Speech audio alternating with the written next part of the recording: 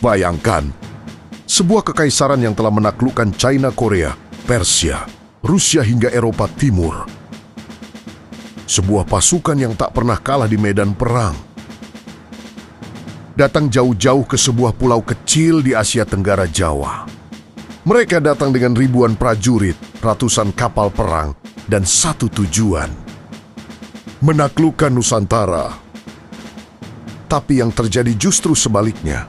Mereka dipermalukan, ditipu, dan dipaksa kabur dari tanah Jawa. Inilah kisah bagaimana bangsa Manggel, kekuatan militer paling menakutkan di dunia, dikalahkan oleh kecerdikan orang Nusantara.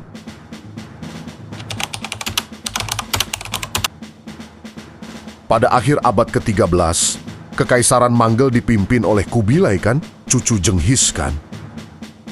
Dia adalah penguasa wilayah terbesar di muka bumi saat itu.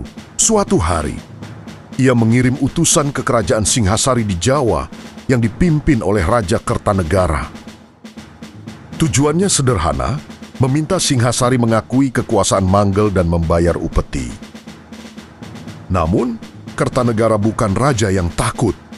Ia menolak dengan cara yang sangat menghina. Wajah utusan Manggel itu dilukai dan ditato.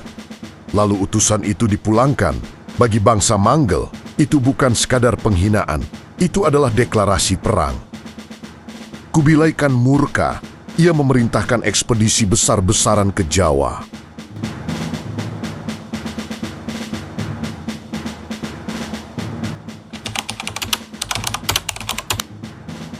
Tahun 1293, sekitar 1.000 kapal dan 30.000 pasukan Manggel berlayar menuju Jawa. Ini bukan pasukan biasa. Ini adalah mesin perang yang telah menghancurkan kerajaan-kerajaan besar dunia. Namun saat mereka tiba, mereka mendapat kabar mengejutkan, Kertanegara sudah mati. Ia dibunuh oleh pemberontakan dari dalam, oleh Jayakatwang dari Kediri. Jadi Manggel datang bukan untuk menghadapi Singhasari, melainkan kekacauan politik Nusantara.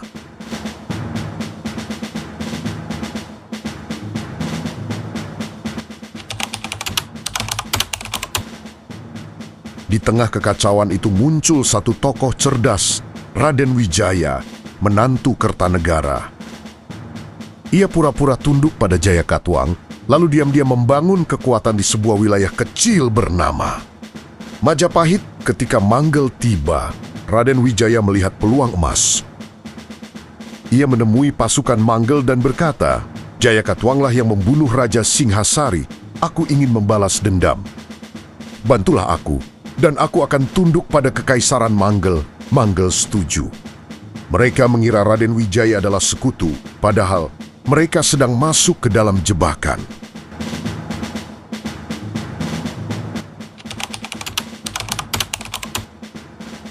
Gabungan pasukan Manggel dan Raden Wijaya menyerang Kediri, Jayakatwang dikalahkan, dan Kediri runtuh. Manggel merasa tugas mereka selesai. Musuh utama telah mati. Mereka tidak tahu satu hal penting. Raden Wijaya tidak pernah berniat tunduk.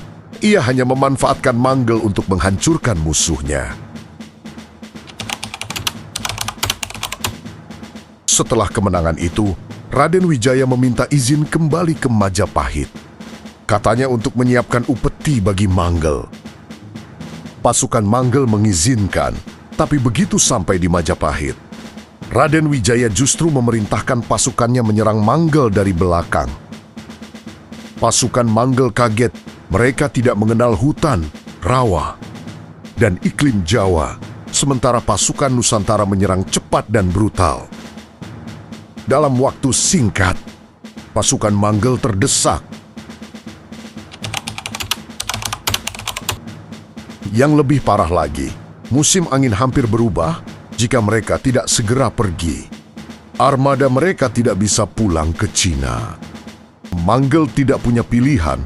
Mereka melarikan diri dari Jawa, meninggalkan mayat, senjata, dan rasa malu. Itulah satu-satunya ekspedisi Manggel ke Asia Tenggara yang berakhir dengan kegagalan total.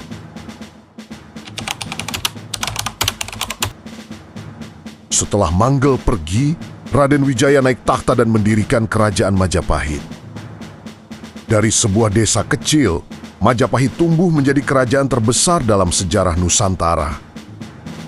Dan semuanya dimulai dari satu hal, kecerdikan orang Nusantara dalam mengalahkan kekuatan terbesar dunia.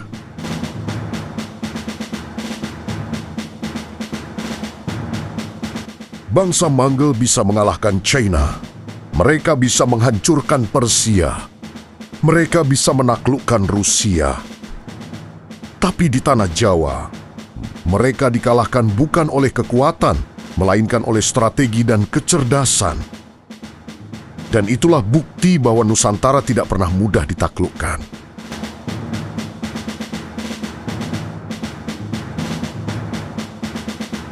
Terima kasih yang sudah menonton video ini dari awal hingga akhir. Kita akan bertemu lagi di konten selanjutnya.